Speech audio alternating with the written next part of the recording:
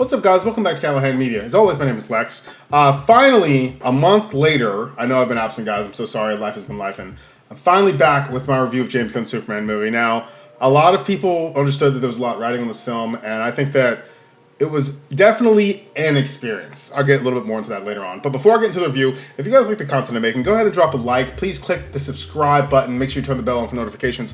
It really helps me out when it comes towards putting these videos together for you guys. So without further ado, let's talk James Gunn Superman, non-spoilers. So overall, this was actually a really fun experience for me in the theater because I took my nephew to see his first movie, and he saw Superman on the big screen, and he's 6 years old, so he really enjoyed it. I think that James Gunn's focus on this movie was definitely the more familial aspect of everything. One of the things I did think, though, is that I think that a lot of the pacing was kind of off a little bit for me personally. You know, there's some crazy things that happen later in the film and plot-wise that I think are just absolutely fucking ludicrous. But all in all, I would give the film, out of 10, a 5, maybe a 5.5. I think that the expectations were set really high, especially coming off of how groundbreaking, in my opinion, Zack Snyder's Man of Steel was. So there's definitely a lot to live up as far as visually, as far as action, as far as just overall characterization of the characters in the film. Now, one of the things I think it got right is I think that it definitely embodied the hopefulness that Clark Kent embodies. I think that David Corenswet's performance as Clark Kent and Superman was very, very good, considering the script that he was given. I think that there's a lot of things that could still be worked out in the long run. But I definitely see, James Gunn making and taking the initiative to try to set his iteration of the character apart from the previous versions that we've seen on screen. Now, Lois Lane, I thought she was good. I feel like this script kind of didn't really allow for her to go into her own. I think that, maybe that characterization will evolve as the DCU keeps going. We'll have to see. Because honestly, it's one of those things where I'm not sure what the end game is, or even if there is an end game yet. Because at this point, there's a lot of things up in the air regarding, the state of the overall film slate, and a lot of the budding rumors about what's going to happen with the cinematic universe. Now, in this film, like I said, Lois Lane was pretty good. David Corenswet did the best of what he was given. I think that Lex Luthor, I saw some potential there, but just personally, it wasn't quite as menacing as I'd like it to be. And I'm not going to spoil it. I'm just going to speak very vaguely about this stuff. I kind of wanted a little bit more from him. There's certain aspects of this film that were completely driven by his character that I thought were kind of unnecessary. But, we can get into that a little bit later in the video as well. I think that Mr. Terrific was absolutely my favorite part of this movie. The character, I'm familiar with a few iterations of it, but I've never actually read any of the comics. But, as a DC Comics lover, I really thoroughly enjoyed the way he was introduced in such a kind of left field kind of manner. Because he's kind of a character that you really wouldn't think would debut in the Superman movie to start off the cinematic universe. So there's that going for it.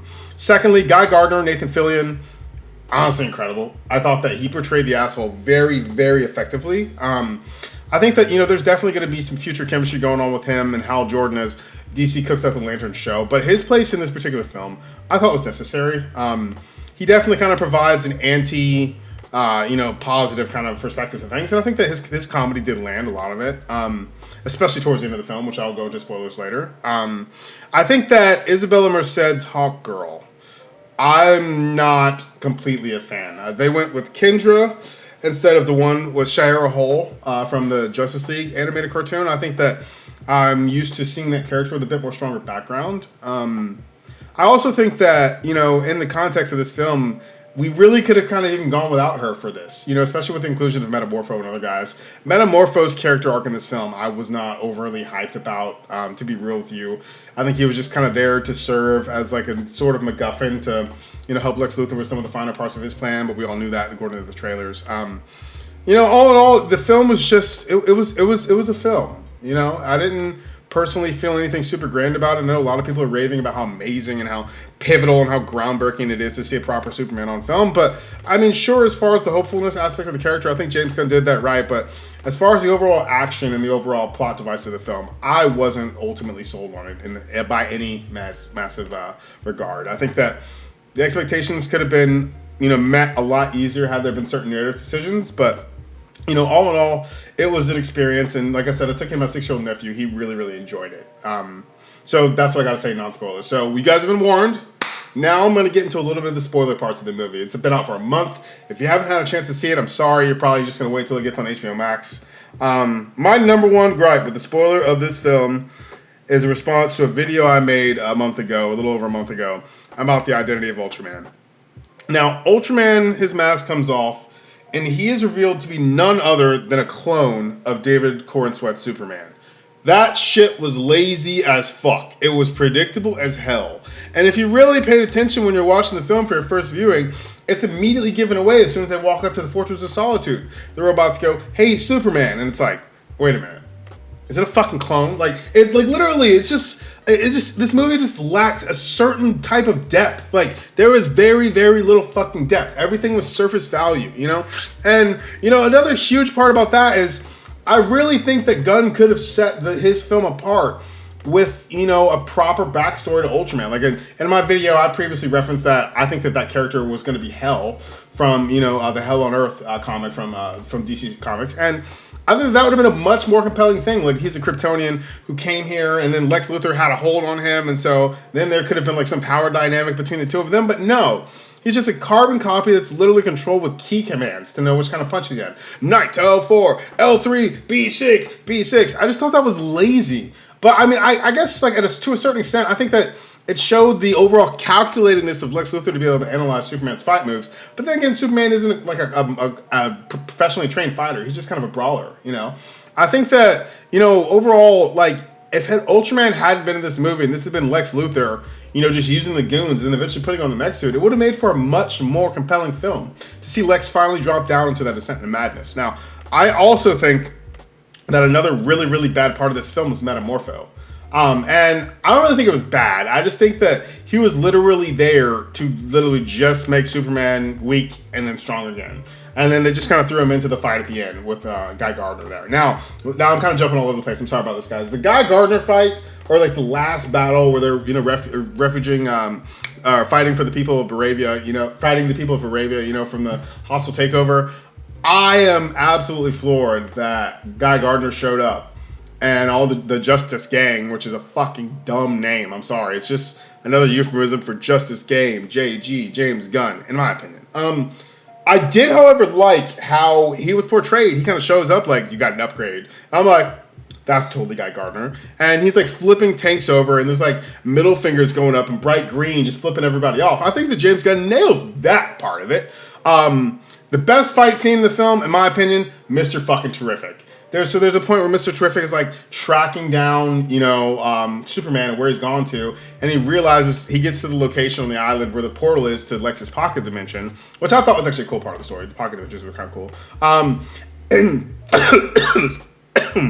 excuse me, I'm sorry about that. And he just wrecks shit. Like, he puts Lois in a protective bubble, and this like indie song comes on. And honestly, like, you know, on my first viewing, I enjoyed it, but on my second viewing, knowing it was coming, it actually kind of fit a little bit better. And I understood that James Gunn was definitely trying to make this, you know, the hallmark, like, introduction to Mr. Terrific. Because, in my opinion, as far as visually speaking, Mr. Terrific was a lot more entertaining, you know, and he's, like, kind of like he has this, like, you know, vintage kind of black voice, like, huh, yeah, I'm Mr. Goddamn Terrific. And I thought that was kind of cool. I've never really heard him voiced in, you know, a lot of media. So I think that, like, honestly, the way they put that portrayal, that character true to form on screen immediately was absolutely fantastic. Now, my gripe with a lot of this movie is how heavily they leaned on, you know, Krypto being cute, Krypto being a bad dog. Because I think that had Krypto shown some sort of growth in this film, his character would have felt necessary. But instead, the whole time he's just kind of there to just be cute, be annoying. Like, he's literally just there for the kids. And to be honest with you, my nephew actually fell asleep, you know, for a lot of the stuff. Because the movie just had a lot of dialogue and the pacing wasn't there.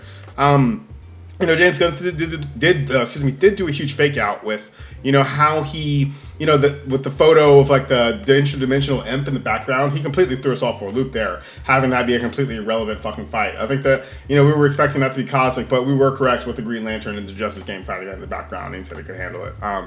So, I mean, I think that was, you know, one thing. I really don't like how much Superman got his ass kicked in this film. I would really like to see him be a little bit more heroic. And then the kaiju fight was just kind of like a pull on heartstrings, and he saves a squirrel. I don't know. I feel like James Gunn is just kind of taking, you know, the more like overly eccentric take on these characters. And I mean, I could see how that could be something that could potentially grow. But like I said, with this universe starting off, we don't really have that, that background and history of narrative to build off of humor. It's kind of like, you know what I mean? I feel like he's trying to set up jokes now that are just going to come in later. There's a Supergirl cameo that came on. And again, guys, I'm sorry, this review is all over the place. There's a Supergirl cameo that came on, and she shows up, which is a huge-ass plot hole, because the whole aspect of her character is she's just like partying. She's just turned like 18 or 21 or whatever the fuck it is, and she's starting to drink. And they say she goes to other planets to drink, but when she comes back to Earth to retrieve her dog, which is a yellow sun, not a red sun. For those of you guys who don't know, red suns take Kryptonians' powers away. It makes them basically human, so they're able to consume alcohol. But she comes back to this planet to get her dog, and she crashes through the Fortress of Solitude roof. And if I'm not mistaken, the second she comes into a yellow sun, she shouldn't be drunk anymore. Like she should have been, come back. I don't know. You can debate that down in the comments below if you feel like it, but I just kind of felt like that was kind of a huge kind of, not really well thought out aspect of her story. I did like, however, how she called him a bitch and walked away. I think that Gunn's definitely going to set the mold apart when he introduces these two characters on screen, because I feel like Superman is going to have a small part to play in the upcoming Supergirl movie that's coming out next year. That and includes a lot of the elements of that film. But, I think that all in all, I feel like this movie kind of played it way too safe. I think that there was a lot of things that he could have done creatively to fake people out, or even, done, a different way. I think that a lot of the CGI and a lot of the fight scenes was kind of terrible. I think that the flight scenes could have been a lot more realistic feeling. I did like, however, at the end when Superman is fighting all of the agents of Lex Luthor and he starts doing the spinning laser beam and him and Krypto hit the 1-2 combo. I thought that was cool. I thought that was something that's kind of been missing from comic book films, though it was obviously a campy decision. I thought it was cool. But I mean, like I said, all in all, I'll give the film a 5.5.